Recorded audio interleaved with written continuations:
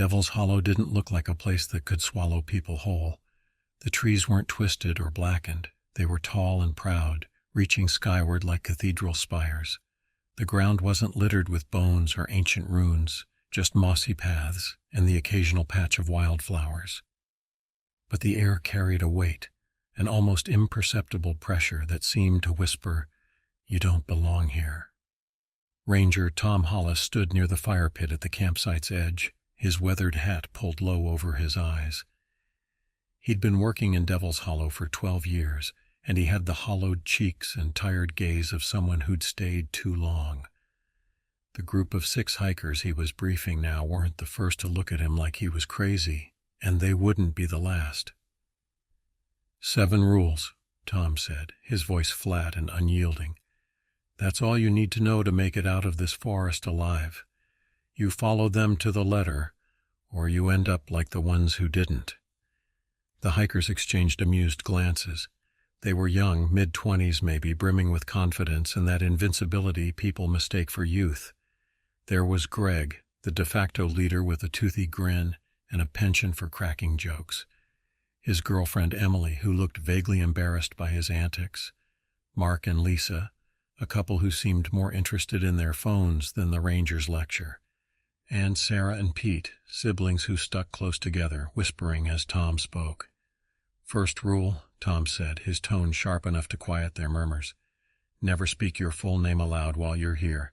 The forest listens, and if it knows your name, it can call you. Pete smirked. What does that even mean? The forest going to send me a text? Second rule, Tom continued, ignoring the jab.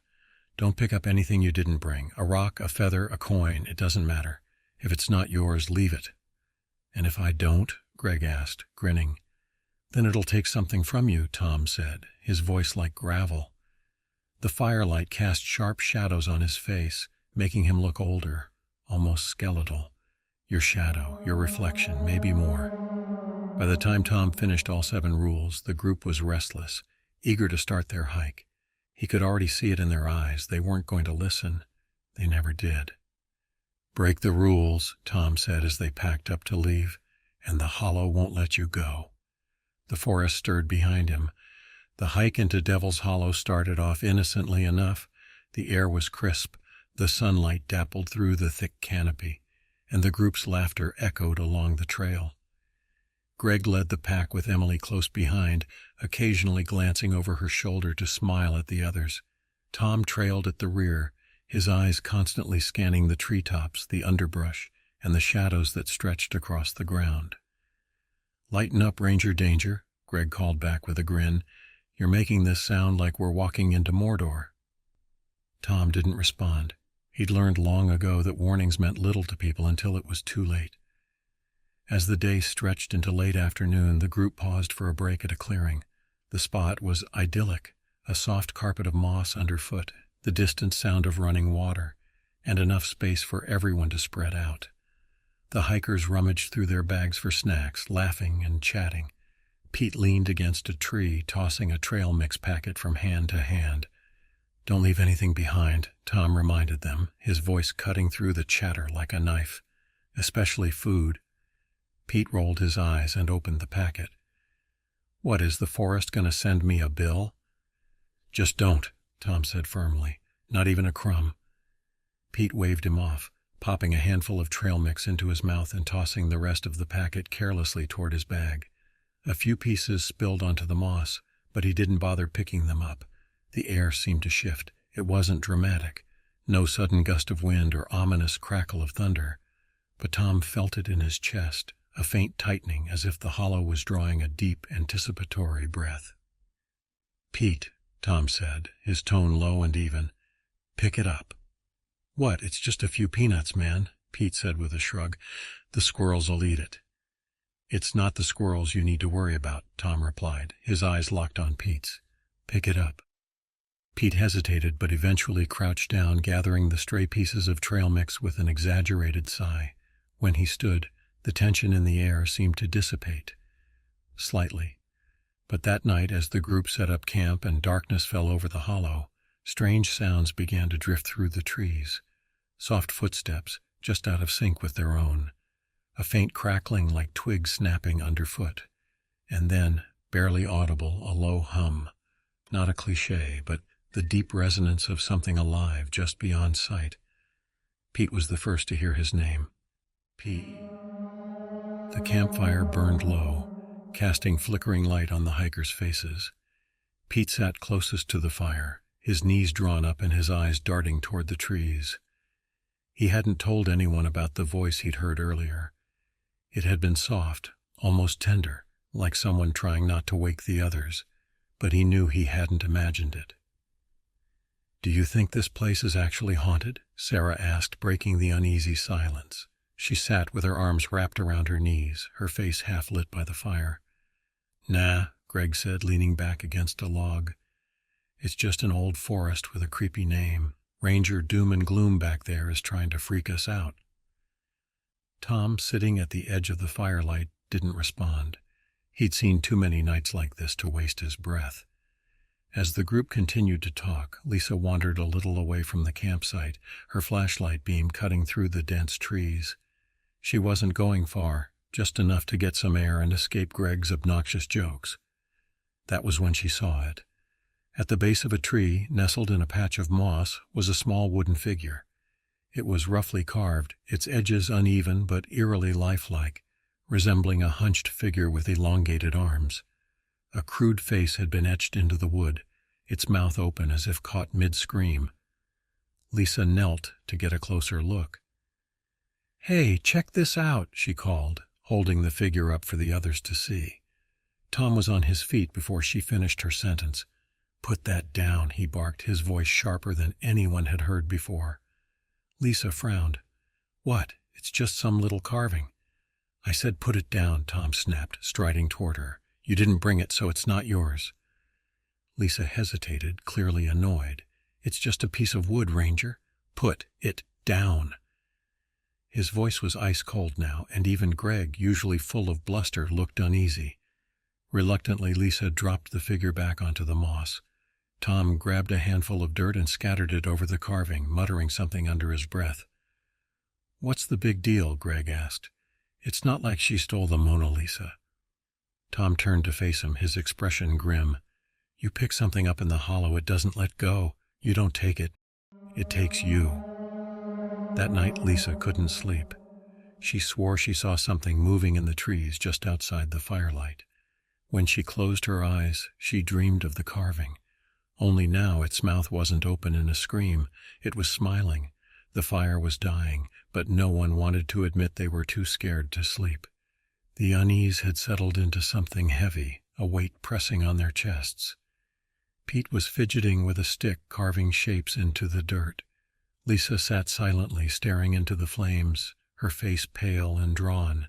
Even Greg seemed quieter now, his usual bravado replaced by nervous glances at the surrounding trees. The night felt alive. The wind didn't rustle the leaves, it seemed to whisper through them, carrying secrets from deep within the forest. Shadows flickered and shifted, stretching too far, moving against the light of the fire. But it was the laughter that finally broke the silence, soft at first, like a child's giggle, then louder, higher-pitched, echoing in the distance. Everyone froze. "Did you hear that?" Sarah whispered, clutching her brother Pete's arm. "It's probably an animal," Greg said, though his voice lacked conviction. "Owls or something." "Right, Ranger?" Tom didn't answer. He was standing now, his body tense, his eyes scanning the darkness beyond the campfire. His hand hovered near the flashlight clipped to his belt, but he didn't reach for it. "Stay by the fire," he said quietly. "Whatever you do, don't laugh back." "What?" Sarah asked, her voice rising. "Why not?" "Just don't," Tom snapped. "That's rule 3. If you hear laughter, you don't laugh back, no matter what." Pete snorted nervously. "What happens if we do? Does the forest start telling jokes?" Tom's glare silenced him. The laughter came again, closer this time. It wasn't pleasant. It was warped, like the sound of broken glass being dragged across a surface, a high-pitched, hysterical sound that raised the hairs on their necks. Greg stood up, trying to mask his nerves with bravado. "All right, this is getting stupid. It's just some animal." The laughter grew louder, cutting him off. It sounded like it was circling them, coming from every direction. Greg froze, his mouth opening and closing as he tried to form words. Then, before anyone could stop him, he chuckled. A single, nervous laugh, barely louder than a breath. The instant the sound left his lips, the forest fell silent, utterly silent. Not even the wind dared move. Tom swore under his breath, stepping closer to the fire. "Everyone, stay close, do not move." Greg started to laugh again, but it wasn't his laugh anymore. It was higher pitched, unnatural, echoing in the exact same way the forest had laughed at them moments ago. "Greg," Emily whispered, her voice trembling. He turned to look at her, but his eyes weren't his anymore. The laughter died in Greg's throat, replaced by a low, guttural sound. His face contorted, his eyes wide and glassy, reflecting the dim firelight. He staggered back a step, as though fighting something unseen. Emily reached for him, but Tom yanked her hand away. "Don't touch him," Tom barked. His voice was sharp, commanding, cutting through the panic that had gripped the group. "He's not Greg anymore." "What do you mean he's not?" Emily began, but her words faltered as Greg collapsed to his knees. His mouth hung open in a silent scream, his head twisting toward the moonlit clearing just beyond the camp. "Greg?" Sarah whispered, clutching Pete's arm so tightly her nails bit into his skin. The moonlight spilling through the trees was unnaturally bright now, almost silver. It illuminated the clearing like a spotlight, and something about it felt wrong. The group had noticed it earlier, but now it seemed alive, pulsating faintly as if it were breathing. Greg stood up abruptly, his movements jerky, marionette-like. Without a word, he began walking toward the clearing. The others froze, watching as his figure grew smaller, swallowed by the shimmering light. Emily screamed, starting to run after him, but Tom grabbed her, holding her back with surprising strength. "Let him go," she shouted, struggling against him. "We can't just let him." "He's already gone," Tom said, his voice low but firm. "The moonlight isn't real. It's part of the hollow. If you step into it, it'll take you too." "That's insane," Emily screamed, tears streaming down her face. "We can't just leave him." Tom turned to face her, his expression grim. "You don't get it. The rules aren't suggestions. They're the only thing keeping you alive right now. Greg broke Rule 4 and now he's gone. If you want to join him, go ahead, but don't say I didn't warn you." Emily slumped to the ground, sobbing into her hands. The others stood in stunned silence, staring at the clearing. The light grew brighter for a moment, and for a split second they thought they saw Greg standing there, his arms outstretched. But then the light flickered, and he was gone. "Stay out of the moonlight," Tom said, his voice barely above a whisper. "It doesn't just take you. It changes you." That night no one slept. They kept the fire burning as long as they could, but the trees loomed closer, their shadows creeping toward the campsite like predators closing in on their prey. Morning never felt further away. The fire popped and hissed, sending occasional sparks into the damp night air, but no one moved to stoke it. They sat close together, the weight of what had happened to Greg pressing down on them like a physical force. The forest was alive with the sound of distant creaks and groans, as though the trees themselves were shifting, leaning closer.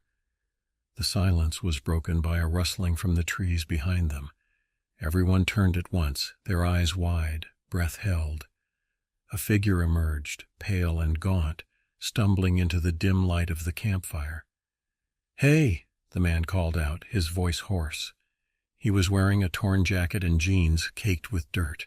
His face was hollow, his cheeks sunken, and his eyes darted nervously from the group to the fire. "Can you help me? I've been lost out here for days." Tom stood slowly, his body rigid, his face unreadable. "Stay where you are," he said, his tone flat but firm. "What?" the man asked, taking a shaky step forward. "Please, I'm starving. I don't even know where I am." "Don't answer him," Tom whispered, his eyes fixed on the man. "That's Rule 5. "Are you serious?" Pete hissed. "What if he's actually lost? We can't just ignore him." Tom didn't move, didn't blink. "Look at his hands," he said softly. The group glanced at the man's hands. At first glance, they seemed normal, but then Lisa noticed something. His fingers were wrong. Too long, with joints that bent in unnatural ways. She felt bile rise in her throat as she realized the tips of his fingers were stained a deep slick black, like wet ink. The man's gaze flicked to Lisa, as if sensing her fear. "Please," he said again, his voice trembling. "Don't leave me out here. I don't know how much longer I can—" "Shut up!" Tom snapped. He took a step forward, his hand hovering near the knife at his hip. "You're not lost. You're not even human." The man froze. For a moment, his face twisted into something unrecognizable, eyes too wide, mouth too sharp. Then, just as suddenly, he smiled. "You always were a smart one, Ranger," he said in a voice that was no longer hoarse, no longer human. He stepped back into the trees and vanished without a sound. Pete swallowed hard. "What? What was that?" Tom didn't answer right away. He crouched near the fire, adding another log. "The Hollow sends them to test you," he said at last, "to make you break the rules, answer their questions, and they'll take you with them. You wouldn't like where they're going." No one dared speak after the stranger disappeared. The forest pressed in closer, the weight of its gaze palpable. The campfire crackled weakly, a fragile barrier against the encroaching dark. Sarah clutched Pete's arm, her knuckles white, and Lisa stared blankly into the fire, her expression vacant. Emily sat with her head buried in her knees, trembling silently. Tom was the only one who moved, feeding the fire and keeping his back to the trees.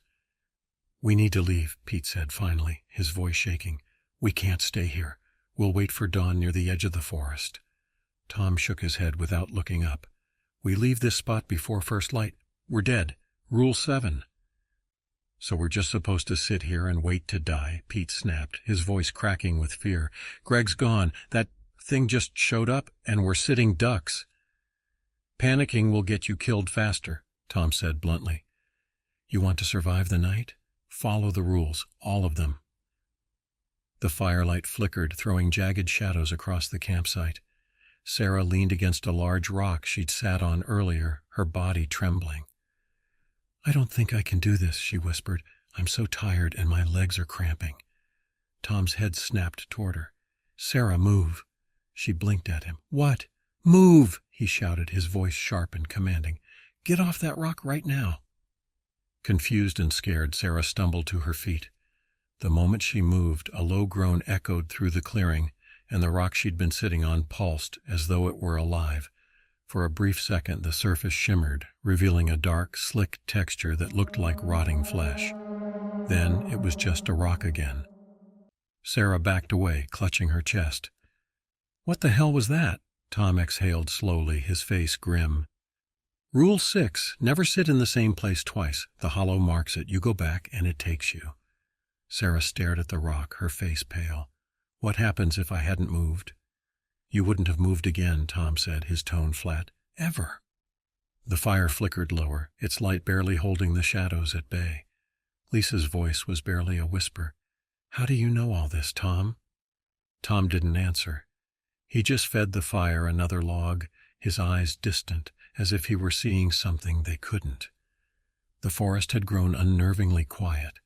The only sounds were the faint crackle of the fire and the heavy breathing of the group, now huddled close together. The hikers whispered among themselves, trying to make sense of what they had seen, but the silence of Devil's Hollow felt predatory, as if it were listening, waiting for its moment. Lisa was the first to snap. "We can't just sit here," she hissed. Her voice trembled with fear and frustration. "We're all going to die if we stay. We need to leave. I don't care what time it is." "No," Tom said firmly, his voice like steel. "You leave before dawn, and the Hollow will never let you go." Lisa stood, pacing the edge of the firelight. Her movements were jerky, her hands trembling. "This is insane. There's no magical force keeping us here. This is just a stupid forest with stupid rules." Her voice cracked, echoing into the trees. "Sit down, Lisa," Tom warned. "You're making it worse." "Making what worse?" she snapped, spinning to face him. "You don't even make sense. You're just some crazy old man with a god complex. This whole thing is a joke, and I'm not going to die because you say the trees are alive." The silence that followed was absolute, suffocating. Even the fire seemed to burn quieter, as if the forest itself were holding its breath. Then a twig snapped. Lisa froze, her head jerking toward the sound. Another snap, this time closer. Her eyes darted to the trees, searching for the source, but the shadows stretched too far, the firelight barely reaching their edges. What is that?" she whispered. Tom stood slowly, his hand on his belt knife. "You broke Rule 7, he said quietly. "Now it's hunting." Lisa turned back to him, her face pale. "I didn't do anything, I just—" Before she could finish, the silence broke. The sound of something moving through the trees erupted all around them, heavy footfalls pounding the earth. The group scrambled toward the fire as a massive shadow darted just beyond the light, too fast and too big to be human. Lisa screamed and bolted toward the trees. "No!" Tom shouted, lunging for her, but she was too quick, disappearing into the darkness. The sounds followed her, branches breaking, her screams growing fainter until there was nothing. Tom stood frozen, staring into the black. "She's gone," he said, his voice flat. "The hollow has her now." The others stared at him, wide-eyed, waiting for him to explain. He didn't. Instead, he turned back to the fire and muttered, "It's not done yet." The silence returned, heavier than before. It was as if the forest was digesting Lisa's disappearance, savoring it. The fire crackled faintly, its light barely holding back the creeping dark. Tom tightened his grip on his knife, his knuckles white. The remaining hikers huddled together, eyes darting toward every rustle, every flicker of shadow. What do we do now?" Sarah's voice was barely a whisper, trembling like a leaf in the wind. "We stay by the fire," Tom said, his voice firm but low. "We wait for dawn. No one moves. No one speaks out of turn. The hollow thrives on fear, on breaking the rules. We hold our ground." Pete's nerves were fraying fast. He shot to his feet, pacing in tight circles. "Hold our ground? We've been sitting ducks all night. Greg's gone, Lisa's gone, and we're next. How do we even know the sun will come up in this hellhole?" Tom fixed him with a hard stare, his expression carved from stone. "The sun always comes up. You just have to survive long enough to see it." Pete laughed bitterly, a sharp, humorless sound. "Oh, great. Just survive the night in a forest full of whatever the hell that thing was. Easy. Why didn't you just say so?" The fire sputtered, and Tom's head snapped toward it. The flame shrank momentarily, as though something had sucked the air from the clearing. Then the forest stirred, a low, guttural sound that rumbled through the ground like a pulse. "It's here," Tom muttered, stepping closer to the fire and pulling a flask from his pocket. He uncapped it and poured a thick amber liquid onto the flames. The fire roared to life, surging upward with unnatural intensity. The hikers flinched, shielding their faces from the sudden heat. "What the hell are you doing?" Pete shouted. "Keeping it back," Tom replied, his voice tight. "The hollow hates fire. It's the one thing it can't control." The ground trembled again, and something massive moved at the edge of the clearing. It wasn't a shadow. It was the absence of light, a void that swallowed the faint glow of the fire. The shape was impossible to define, its edges shifting like smoke, but its presence was overwhelming. Eyes, too many to count, gleamed in the dark, all fixed on the group.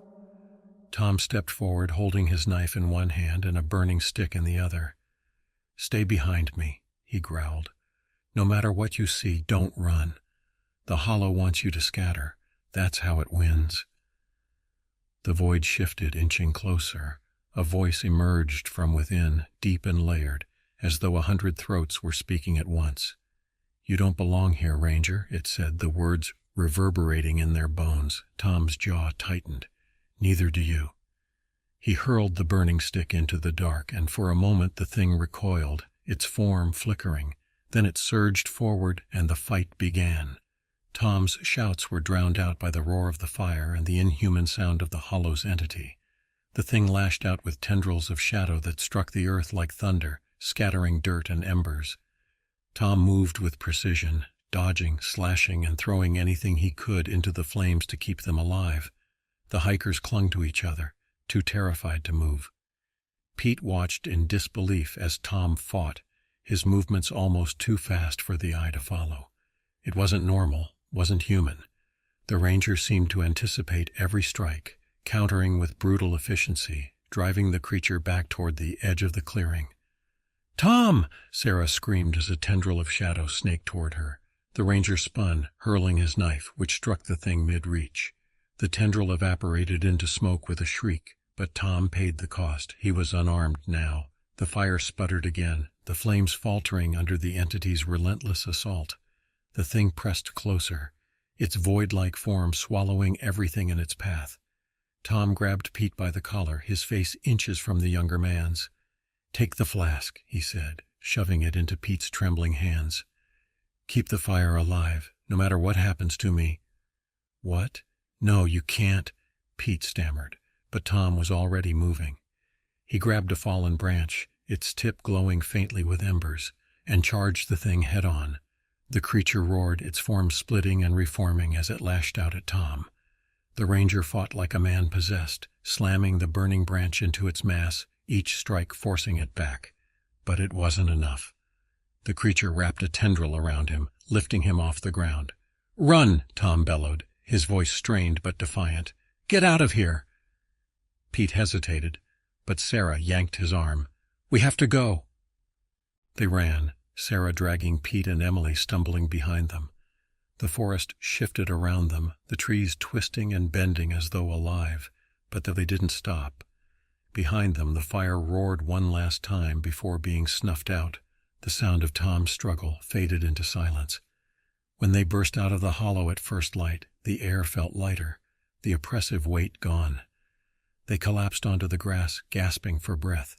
Pete turned back toward the forest, expecting to see Tom emerge.